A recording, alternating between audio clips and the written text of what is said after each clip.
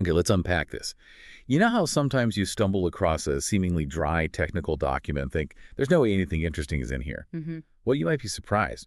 We found some genuinely fascinating insights within a document from over a decade ago that shed light on how critical communication systems actually work. Absolutely.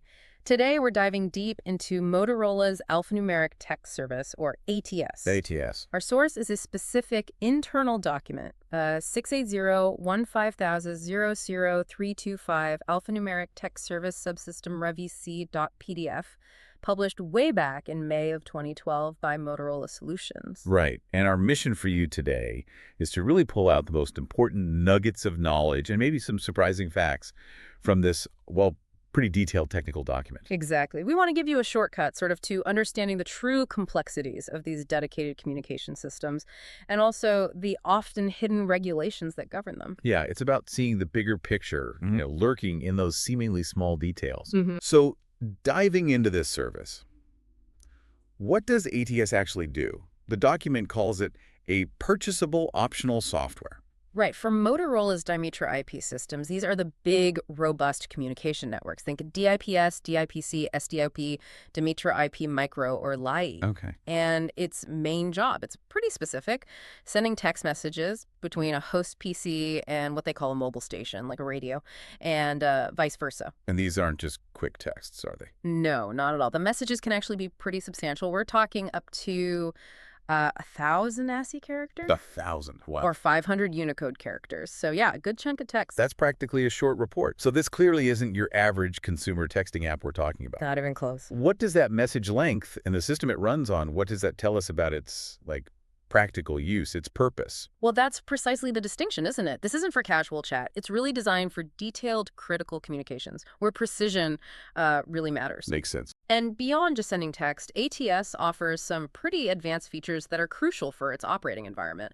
For instance, you can request a consumed report. A consumed report, like a read receipt. Essentially, yeah, but maybe a bit more formal. It's vital for ensuring critical messages haven't just been delivered, but actually acknowledged by the recipient. Okay. Critical for some situations. Definitely. It also supports broadcast messages. You can send those out to specific individuals or groups within defined geographical regions.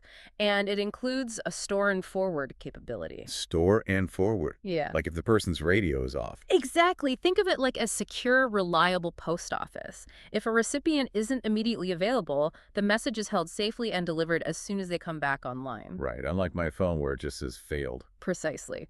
Plus, it manages contacts through an address book using special identifiers ISI for individuals, GSSI for groups. ISI and GSSI. Got it.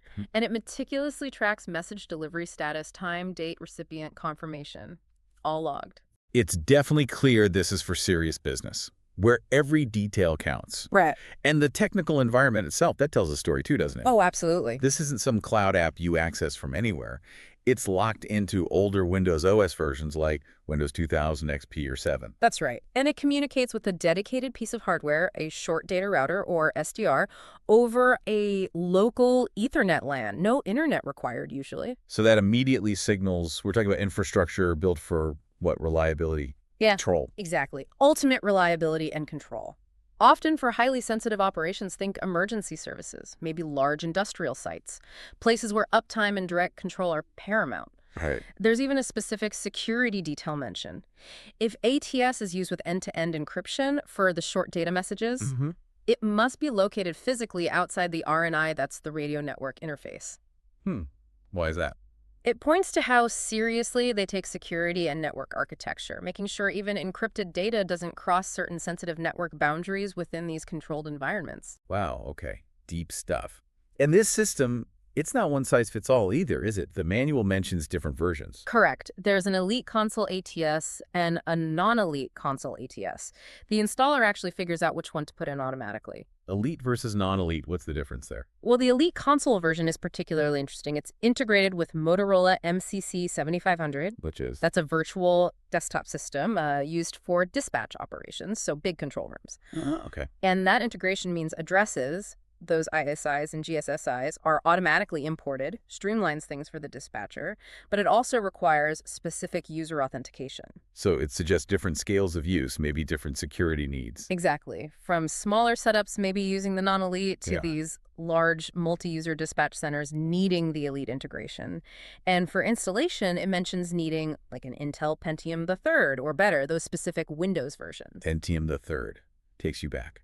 Doesn't it? And it's meant to be installed on just one Windows user account for all ATS users on that PC. Again, reinforcing its sort of dedicated single-purpose nature.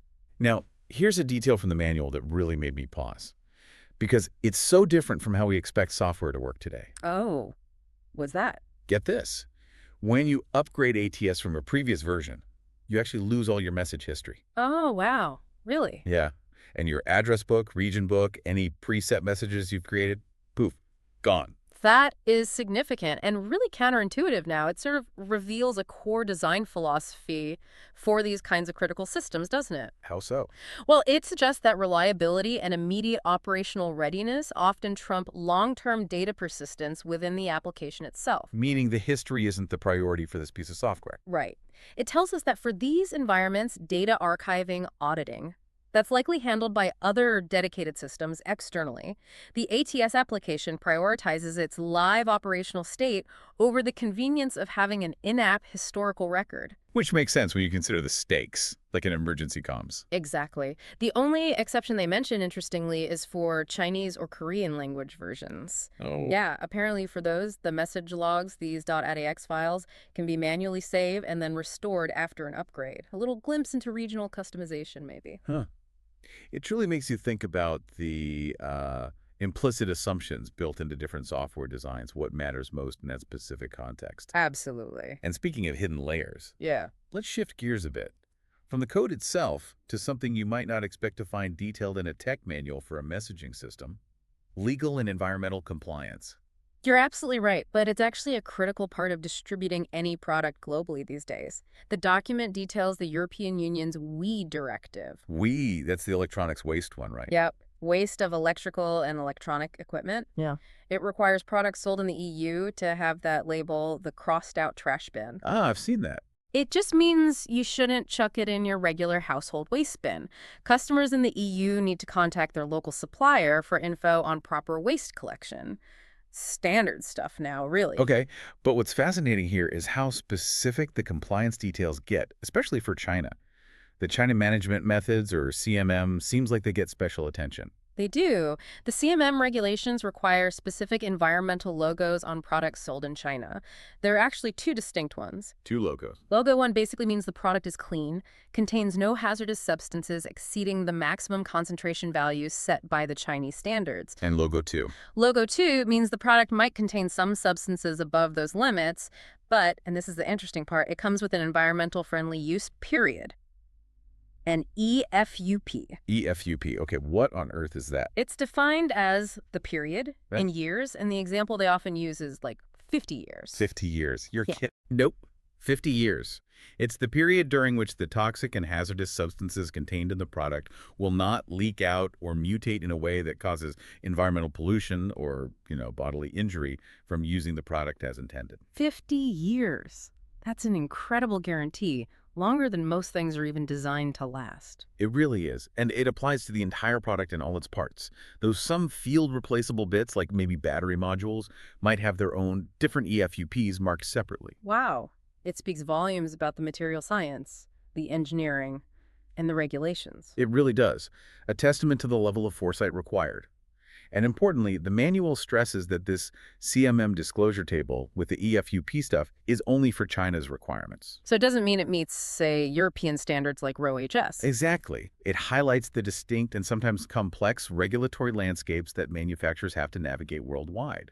Each region has its own rules. Fascinating. All right, let's bring it back to the nuts and bolts. Making this ATS system actually operate.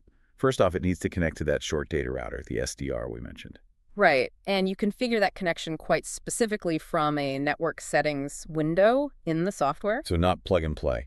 Definitely not. You're setting things like a pass number for authentication, the SDR's specific IP address, the TCP/IP port number it's listening on. Standard network stuff. Okay. Yeah, but also an application ID, which is that individual short subscriber identity, the ISI, for the ATS itself, and protocol IDs, which are specific numbers telling the system what kind of message it is like. 130 for basic short messages, maybe 138 or 240 for longer ones, depending on the mobile radio type. So quite detailed. Very. And crucially, there's a heartbeat interval. You set this from 30 to 3,600 seconds. A heartbeat. What's that for?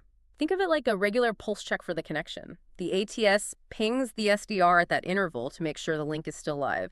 If it doesn't get a response, it knows to try and reconnect. Ensuring robustness. Exactly. It all highlights how these systems are engineered for precise control and reliability, far beyond a typical consumer app. Okay, so once it's configured and talking to the SDR, Okay.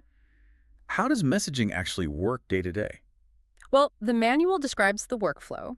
You can create what they call canned messages or preset messages. Like templates? Pretty much. For common communications, you can actually have an unlimited number of these presets stored. But there's a catch. Oh. You can only send the message, even a preset one, to a maximum of 32 ISOSYS individual recipients at one time in a single send action. Okay, 32 at once. Still quite a few. Yeah. Yeah. And when sending individual messages, you select the recipient, type your message, and then you have options. You can request those received or consumed reports we talked about. Read receipts. Right. Or you can use the store and forward feature, maybe with or without adding a timestamp. And broadcasting. Similar process. You select your recipients, individuals or groups, and pick specific radio channels to send it over, like MCCH, PDCH, or a group service channel. And the message limit is still that 500 Unicode characters. Yep, that's the max for both individual and broadcast. Still plenty for detailed info, though. And receiving messages. Simple enough. Seems so. They just appear in the main list in the ATS window. But what's really useful, especially for accountability or review, is the message logger. Ah, the history, even if it gets wiped on upgrade. Well, the current history, yes. The logger lets you search messages by free text within the message, by date range, by the user ID who sent or received it, or even by region name if those are set up. That sounds pretty powerful for tracking things down. And you can even export the search results to Excel or just print them directly. Underscores that record-keeping role, which is vital in these critical comms environments. Absolutely. What about when things go wrong? Troubleshooting. The manual gives some basic but essential steps. If ATS isn't connecting to the SDR, the first thing is check the basics. Can your PC actually reach the SDR's IP address? Use a ping command. Standard network check. Yep. Then verify the application ID and the TCP/IP port number in ATS match exactly what's configured over in the SDR. They have to align. Makes sense. And finally, double-check your own PC's IP address using ipconfig just to make sure your machine is properly on the network. So foundational network skills are needed. Absolutely. It reinforces that these systems are typically managed by trained technical personnel, not just casual end users. So let's wrap this up. We've gone through this pretty dense technical manual from 2012. Yeah. What does all of this really mean for you, our listener? Well, I think what we've seen today, pulled from this seemingly dry document, is it actually reveals some incredible insights. Insights into the world of specialized critical communication. Yeah, it's not just texting. Not at all. It highlights the real importance of precise configuration. It shows these distinct design philosophies, prioritizing operational reliability, maybe over data convenience sometimes. And the regulations. And the regulations. That surprisingly detailed global regulatory landscape that impacts really every product we touch, even these hidden systems. It's just a testament to the layers of information that are often hidden in plain sight, just waiting to be uncovered. It really does put things into perspective. And thinking about that environmental friendly use period, the EFUP, 50 years, makes you wonder, doesn't it? What other hidden lifespans or regulatory guarantees or maybe unexpected responsibilities are built into the products we use every single day? Things just waiting there to be uncovered if we look closely enough. That's a great question to ponder. What's hiding in the manual for your microwave, right? Or your car's control system? Exactly. So we hope this deep dive encourages you to maybe look a little closer at the everyday items around you. You might just find some equally fascinating hidden details.